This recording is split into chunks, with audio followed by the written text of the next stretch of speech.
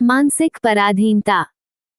लेखक परिचय। प्रेमचंद जी का जन्म वाराणसी के निकट लम्ही गांव में 31 जुलाई 1880 में हुआ था। उनकी शिक्षा उर्दू, फारसी में हुई और जीवनयापन का अध्यापन से पढ़ने का शौक उन्हें बचपन से ही लग गया। मैट्रिक की परीक्षा उत्तीर्ण करने के बाद वे एक स्थानीय विद्यालय में शिक्षक नियुक्त हो गए। नौकरी के साथ ही उन्होंने पढ़ाई जारी रखी। उन्होंने अंग्रेजी, दर्शन, फारसी और इतिहास में इंटर पास किया और 1919 में बीए पास करने के बाद शिक्षा विभाग के इंस्पेक्टर पद पर नियुक्त हुए। 20वीं शती के पूर्वार्ध में जब हिंदी में तकनीकी सुविधाओं का अभाव था, उनका योगदान अतुलनीय है। प्रेमचंद के बाद जिन लोगों ने साहित्य को सामाजिक सरोकारों और प्रगतिशील मूल्यों के साथ आगे बढ़ाने का काम किया, उनमें यशपाल से लेकर मुक्तिबोध तक शामिल है। उनके पुत्र हिंदी के प्रसिद्ध साहित्यकार अमृत राय है, जिन्होंने इन्हें कलम का सिपाही नाम दिया था। प्रेमचंद आधुनिक हिंदी कहानी के पितामह और सम्राट माने जाते हैं। उनकी पहली हिंदी कहानी सरस्वती पत्रिका में प्रकाशित हुई। प्रेमचंद ने करीब 300 कहानियां, लगभग 1 दर्जन उपन्यास और कई लेख लिखे। उन्होंने कुछ नाटक भी लिखे और कुछ अनुवाद कार्य भी किया। प्रेमचंद के कई साहित्यिक कृतियों का अनुदित देशी विदेशी भाषाओं में हुआ। गोदान उनकी कालजयी रचना है। कफन उनकी अंतिम कहानी मानी जाती है। जीवन के अंतिम दिनों में वे गंभीर रूप से बीमार पड़े। उनका उपन्यास मंगलसूत्र पूरा नहीं हो सका और लंबी बीमारी से 8 अक्टूबर 1936 को उनका निधन हो गया। हम दैहिक पराधीनता से मुक्त होना तो चाहते हैं, पर मानसिक पराधीनता में अपने आप को स्वेच्छा से जकड़ते जा रहे हैं। किसी राष्ट्र या जाति का सबसे बहुमूल्य अंग क्या है? उसकी भाषा, उसकी सभ्यता, उसके विचार, उसका कल्चर। यही कल्चर हिंदू को हिंदू, मुसलमान को मुसलमान और ईसाई को ईसाई बनाए हुए है। मुसलमान इसी कल्चर की रक्षा के लिए हिंदुओं से अलग रहना चाहता है। उसे भय है कि सम्मिश्रण से कहीं उसके कल्चर का रूप ही विकृत न हो जाए। इसी तरह हिंदू भी अपने कल्चर की रक्षा करना चाहता है, लेकिन क्या हिंदू और क्या मुसलमान दोनों अपने कल्चर की रक्षा की दुहाई देते हुए भी उसी कल्चर का गला घोंटने पर तुले हुए हैं। कल्चर, सभ्यता और परिष्कृति एक व्यापक शब्द है। हमारे धार्मिक विचार, हमारी सामाजिक रूढ़ियां, हमारे राजनीतिक सिद्धांत, हमारी भाषा और साहित्य, हमारा रहन सहन, हमारे आचार व्यवहार सब हमारे कल्चर के अंग हैं। पर आज हम कितनी बेदर्दी से इसी कल्चर की जड़ काट रहे हैं। पश्चिम वालों को शक्तिशाली देखकर हम इस भ्रम में पड़ गए हैं कि हम में सिर से पांव तक दोष ही दोष हैं और उनमें सिर से पांव तक गुण ही गुण हैं। इस अंधभक्ति में हमें उनके दोष भी गुण मालूम होते हैं और अपने गुण भी दोष। भाषा ही को ले लीजिए। आज अंग्रेजी हमारे सभ्य समाज की व्यवहारिक भाषा बनी हुई है। सरकारी भाषा तो वह है ही, दफ्तरों में तो हमें अंग्रेजी में करना ही पड़ता है, पर उस भाषा की सत्ता के हम ऐसे भक्त हो गए हैं कि निजी चिट्ठियों में, घर की बातचीत में भी उसी भाषा का आश्रय लेते हैं। स्त्री पुरुष को अंग्रेजी में पत्र लिखती है, पिता पुत्र को अंग्रेजी में पत्र लिखता है। 2 मित्र मिलते हैं तो अंग्रेजी में वार्तालाप करते हैं, कोई सभा होती है तो अंग्रेजी में, डायरी अंग्रेजी में लिखी जाती है। वाह, क्या भाषा है, क्या लोच है, कितनी मार्मिकता है, विचारों को व्यंजित करने की कितनी शक्ति, शब्द भंडार कितना विशाल, साहित्य कितना बहुमूल्य, कितना परिष्कृत, कविता कितनी मर्मस्पर्शिनी, गद्य कितना अर्थबोधक। जिसे देखो अंग्रेजी जबान पर लट्टू उसके नाम पर कुर्बान है। यहाँ तक कि हमारी योग्यता और विद्वत्ता की यही एक परख हो गई है कि हम अंग्रेजी बोलने या लिखने में कितने कुशल हैं। 8वीं क्लास से अंग्रेजी के मुहावरों की रटन शुरू हो जाती है, पर्यायों के सूक्ष्म अर्थभेद पर विचार होने लगता है। अपनी अंग्रेजी वक्तृता में अंग्रेजों को एक्सेंट और उच्चारण कैसे लाएं, इस प्रयत्न में जान खपा दी जाती है। अगर किसी स्वर का उच्चारण अंग्रेजों से उनके मौखिक गठन के दोषों के कारण नहीं होता, तो हम भी अपने में वही बात पैदा करेंगे। आज तक दी जैसे साधारण शब्द का भी ठीक उच्चारण जो अंग्रेजों को भी जचे बहुत कम लोग कर सकते हैं, और हमारी यह मनोवृत्ति राष्ट्रीय भावों के साथ ही साथ बढ़ती जाती है। यहाँ तक कि अंग्रेजी ही पठित समाज की भाषा बन गई है। अपनी भाषा में बातचीत करते समय कभी कभी एकाध अंग्रेजी शब्द आ जाने को तो हम मुआफी के काबिल समझते हैं, लेकिन देख तो यह है कि ऐसे सज्जनों की भी कमी नहीं है जो बहुत थोड़ी सी अंग्रेजी जानकर भी अंग्रेजी में ही अपनी योग्यता का प्रदर्शन करते हैं। अंग्रेज स्वप्न में भी किसी अंग्रेज से गैर अंग्रेजी भाषा में न बोलेगा, मगर यहाँ हम आपस में ही अंग्रेजी बोलकर अपनी मानसिक दास्ता का ढिंढोरा पीटते हैं। मैं उस मनोवृत्ति की कल्पना भी नहीं कर सकता जो एक ही भाषा भाषियों को अंग्रेजी में बातें करने की प्रेरणा करती है। किसी मद्रासी, बंगाली या चीनी से तो अंग्रेजी में बातें करने का कोई अर्थ हो सकता है। उनसे बातें करनी जरूरी है, और इस वक्त और कोई ऐसी भारतीय भाषा नहीं जिसका सभी प्रांतों वालों का एक सा ज्ञान हो, मगर एक ही प्रांत के रहने वाले, एक ही भाषा के बोलने वाले क्यों आपस में अंग्रेजी बोलें, क्यों अंग्रेजी में पत्र लिखे, क्यों प्रणाम या नमस्कार या वदे या नमस्ते या तस्लीम करने के बदले मॉर्निंग मॉर्निंग कहें, यह मेरी समझ में नहीं आता। क्यों हेलो ही मुंह से निकले, मैं इसकी कल्पना नहीं कर सकता। संसार में ऐसे प्राणियों की कमी नहीं है जो मंगनी की चीजों का व्यवहार करके भी सिर उठाकर चलते हैं। उन्हें यही खुशी है कि लोग मुझे इन चीजों का व्यवहार करके भी सिर उठाकर चलते हैं। उन्हें यही खुशी है कि लोग मुझे इन चीजों का स्वामी समझते होंगे। अंग्रेजी का व्यवहार करने वालों की मनोवृत्ति भी कुछ इसी तरह की होती है।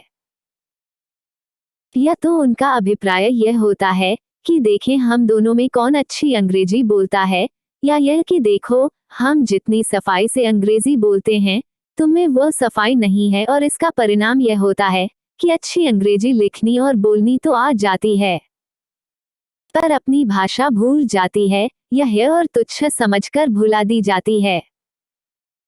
यह हमारे शिक्षित समुदाय की लज्जाजनक ही नहीं, शोकजनक मानसिक दास्ता है। फ्रांसीसी कवि फ्रेंच में कविता करता है, जर्मन में, रूसी रशियन में, कम से कम जिन रचनाओं पर उसे गर्व होता है वो अपनी ही भाषा में करता है। लेकिन हमारे यहाँ के सारे कवि और सारे लेखक अंग्रेजी में लिखने लगे अगर केवल कोई प्रकाशक उनकी रचनाओं को छापने पर तैयार हो जाए। जिन्हें प्रकाशक मिल जाते हैं वह चूकते भी नहीं, चाहे अंग्रेज आलोचक उनका मजाक ही क्यों न उड़ाएं, मगर वह खुश है। हम मानते हैं कि अंग्रेजी भाषा प्रौढ़ है, हर एक प्रकार के भावों को आसानी से जाहिर कर सकती है, और भारतीय भाषाओं में अभी वह बात नहीं आई। लेकिन जब वही लोग जिन पर भाषा के निर्माण और विकास का दायित्व है दूसरी भाषा के उपासक हो जावे, तो उनकी अपनी भाषा का भविष्य भी तो शून्य हो जाता है। फिर क्या विदेशी साहित्य की नींव पर आप भारतीय राष्ट्रीयता की दीवार खड़ी करेंगे? यह हिमाकत है। आज हमारा पठित समाज साधारण जनता से पृथक हो गया है। उसका रहन सहन, उसकी बोलचाल, उसकी वेशभूषा सभी उसे साधारण समाज से अलग कर रहे हैं। शायद वह अपने दिल में फूला नहीं समाता कि हम कितने विशिष्ट हैं। शायद वह जनता को नीच और गंवार समझता है, लेकिन वह खुद जनता की नजरों से गिर गया है। जनता उससे प्रभावित नहीं होती। उसे किरंटाइया, बिगड़ेल या साहब बहादुर कहकर उसका बहिष्कार करती है, और आज खुदा ना खास्ता वह किसी अंग्रेज के हाथों पिट रहा हो तो लोग उसकी दुर्गति का मजा उठाएंगे, कोई उसके पास भी ना फटकेगा। जरा इस गुलामी को देखिए कि हमारे विद्यालयों में हिंदी या उर्दू भी अंग्रेजी द्वारा पढ़ाई जाती है। अगर बेचारा हिंदी प्रोफेसर अंग्रेजी में लेक्चर न दे तो छात्र उसे नालायक समझते हैं।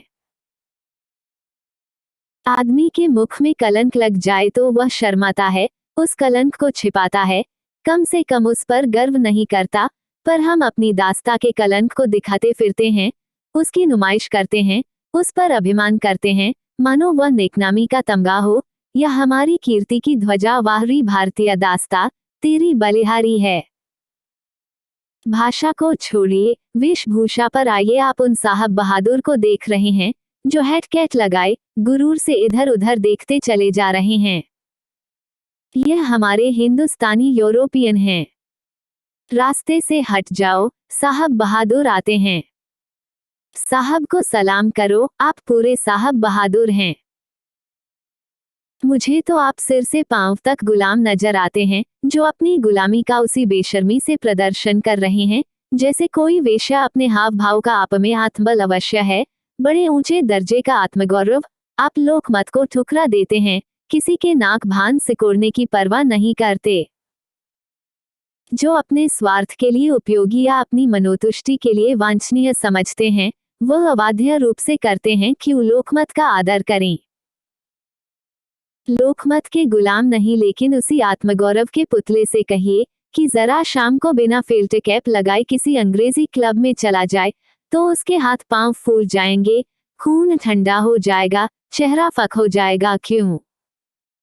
इसलिए कि उसका आत्मगौरव केवल अपने भाइयों पर रोब जमाने के लिए है, उसमें सार का नाम नहीं। वह जिस समाज में मिलना चाहता है, उसकी छोटी से छोटी रूढ़ियों की भी अवहेलना नहीं कर सकता। जनता को वह समझता है, हमारा कर ही क्या लेगी यह। खुश रहे तो क्या और नाराज रहे तो क्या, यह हमारा कुछ बना बिगाड़ नहीं सकती। जिनसे कुछ बनने बिगड़ने का भय है, उनके सामने वह भीगी बिल्ली बन जाता है। अपने एक मित्र साहब बहादुर से मैंने पूछा, तुम इस ठाठ से क्यों रहते हो? तो बड़े दार्शनिक भाव से बोले, इसलिए कि अंग्रेजों से मिलने जाता हूं तो जूते बाहर नहीं उतारने पड़ते। जो लोग अचकन और टोपी पहनकर जाते हैं, उन्हें जूते उतार देने पड़ते हैं। मैं कहता हूं, जो स्वार्थ लेकर अंग्रेजों से मिलने नहीं जाते, वह अचकन नहीं मिर्जई भी पहने हों तो उन्हें जूते उतारने की जरूरत नहीं, और जो स्वार्थ लेकर जाते हैं वह किसी वेश में हो, उनकी आत्मा दबी रहती है। ऐसे प्राणियों की दशा उस आदमी की सी है जो अपने कपड़े पर एक दाग को छिपाने के लिए सारा कपड़ा ही काला रंग ले। अगर स्वार्थ मजबूर कर रहा हो तो मेरे विचार में तो जूते उतार देना इससे कहीं अच्छा है कि हम उस अपमान से बचने के लिए बेहयाई का एक अपराध और अपने सिर पर लें। यह मत समझो कि अंग्रेज तुम्हारा कोट पैंट देखकर तुम्हारा ज्यादा आदर करता है, और अगर ऐसा हो भी तो अपना वेश छोड़कर उस आदर को लेना एक प्याले शोरबे के लिए अपने जन्मसिद्ध गौरव को बेचना है। एक दूसरे मित्र से यही प्रश्न किया तो बोले, इससे सफर करने में बड़ा सुमिता होता है, जनता समझती है यह कोई साहब हैं, मेरे डब्बे में नहीं आती। एक और साहब ने कहा, अंग्रेजी कपड़े पहनने से देह में बड़ी चुस्ती और फुर्ती आ जाती है। गरज, लोग तरह तरह की दलीलों से आपका समाधान कर देंगे। मैं पूछता हूँ, क्यों साहब, क्या सारी चुस्ती और फुर्ती अंग्रेजी कपड़ों में ही है? क्या यह कोई तिलिस्माती चीज है कि बदन पर आई और आपकी देह में स्फूर्ति दौड़ी? यह दलीलें लगो और लचा है। हाँ, इस तर्क में अवश्य सार है कि जब सारा संसार यूरोपीय वेश के पीछे जा रहा है तो आप उससे अलग कैसे जा सकते हैं? दूसरी दलील यह हो सकती है कि हमारा कोई जातीय परिधान भी तो नहीं है। भिन्न भिन्न प्रांतीय परिधानों की अपेक्षा तो एक सार्वदेशिक यूरोपीय परिधान का होना कहीं अच्छा है। बेशक यह टेढ़ा प्रश्न है। यह बात भी विचारणीय है कि अन्य देशों में अमीर गरीब सबका पहनावा एक ही है, चाहे उसके कपड़े में कितना ही अंतर हो। आपके यहाँ किसान मिर्जई या निमास्तीन या कुर्ता धोती पहनता है, कहीं शलवर है, कहीं पगड़ी, कहीं जांघिया। पहले एक जातीय ठाठ की सृष्टि तो कर लीजिए, फिर विलायती पहनावे पर आक्षेप कीजिएगा। भाषा ही की भांति एक जातीय पहनावा भी बरसों के बाद कहीं जाकर आविर्भूत होता है, किसी संस्था या नीति द्वारा उसकी सृष्टि नहीं की जा सकती। अभी भारत को एक सार्वदेशिक परिधान के लिए बहुत दिनों तक इंतजार करना पड़ेगा, मगर जब तक वह समय नहीं आता तब तक के लिए हमारे विचार में इस नीति को सामने रखना चाहिए कि यथासाध्य जनरुचि का सम्मान किया जाए। अगर किसी प्रांत में जनता कोट पहनती है तो वहां के लिए कोट पतलून ही उपयुक्त है। इसी भांति जिन प्रांतों में साधारण जनता कुर्ता और धोती पहनती है, वहां कुर्ता और धोती को ही जातीय परिधान के पद पर सम्मानित करना चाहिए। अभिप्राय केवल यह है कि शिक्षित समाज केवल अपनी विशिष्टता या प्रभुत्व जताने के लिए ऐसी वेशभूषा का व्यवहार न करे जिसमें विदेशीपन की झलक आती हो सकता है कि कुछ लोगों को अंग्रेजों वेश में रहने पर भी जरा अभिमान या स्वार्थ सिद्धि की भावना न हो, पर दुर्भाग्यवश यह विदेशों वेश जनता की आंखों में खटकता है और इसे धारण करने वाले चाहे देवता ही क्यों न हो, वे स्वजाति के द्रोही और शासक जाति के अनन्य भक्त के रूप में नजर आते हैं। संभव है स्वाधीन हो जाने पर यही हमारा स्वजातीय वेश हो जाए, लेकिन तब इसमें वो कुसंस्कार न रहेंगे जिन्होंने इस वक्त इसे इतना अवहेलनीय बना रखा है। जरा सोचिए, क्या यह एक पढ़े लिखे व्यक्ति को शोभा देता है कि वो अपना रहन सहन ऐसा बना ले कि जनता उसे श्रद्धा की दृष्टि से देखने के बदले घृणा या भय की दृष्टि से देखे? किसी समय जनरुचि को पद दलित करने का नतीजा बुरा भी हो सकता है, और यह तो स्पष्ट ही है कि अगर जनता के हाथों में प्रभुत्व होता तो बहुत से अंग्रेजी वेश के प्रेमी यह वेश धारण करने के पहले ज्यादा विचार से काम लेना आवश्यक समझते, मगर हमारी यह मनोवृत्ति भाषा और वेश तक ही रहती तो अधिक चिंता की बात न थी। इसने हमारे कितने और सामाजिक विचारों पर भी अपना प्रभुत्व जमा लिया है, और अभी से रोकथाम न की गई तो एक दिन हमारी जातीय संस्कृति ही का लोप हो जाएगा। यह एक साधारण सी बात है कि पराधीन जाति को अपने में सारी बुराइयां और राज्य करने वाली जाति में भलाइयां ही भलाइयां नजर आती हैं। हमारी सभ्यता कहती है अपनी जरूरतों को मत बांटो, ताकि तुम्हारी जात से कुटुंब और परिवार का भी कुछ उपकार हो। पश्चिमी सभ्यता का आदर्श है अपनी जरूरतों को खूब बांटो, चाहे उसके लिए दूसरों की जेब ही क्यों न काटनी पड़े। अपने ही लिए जियो और अपने ही लिए मरो। हमारी सभ्यता कृषि प्रधान थी। हम गांवों में रहते थे जहां अपने आत्मीयजनों का संसर्ग बहुत सी बुराइयों से हमारी रक्षा करता था। पश्चिमी सभ्यता व्यवसाय प्रधान है और बड़े बड़े नगरों का निर्माण करती है, जहां हम सारे बंधनों से मुक्त होकर दुराचरण में पड़ जाते हैं। हमारी सभ्यता में सम्मिलित कुटुंब एक प्रधान अंग था। पश्चिमी सभ्यता में परिवार का अर्थ है केवल स्त्री और पुरुष दोनों में बुराइयों और भलाइयों दोनों ही हैं, पर जहां एक में सेवा और त्याग प्रधान है, वहां दूसरे में स्वार्थ और संकीर्णता। हमारी सभ्यता में नम्रता का बड़ा महत्व था। पश्चिमी सभ्यता में आत्म प्रशंसा को वही स्थान प्राप्त है। अपने को खूब सराहो, अपने मुंह खूब मियां मिट्टू बनो।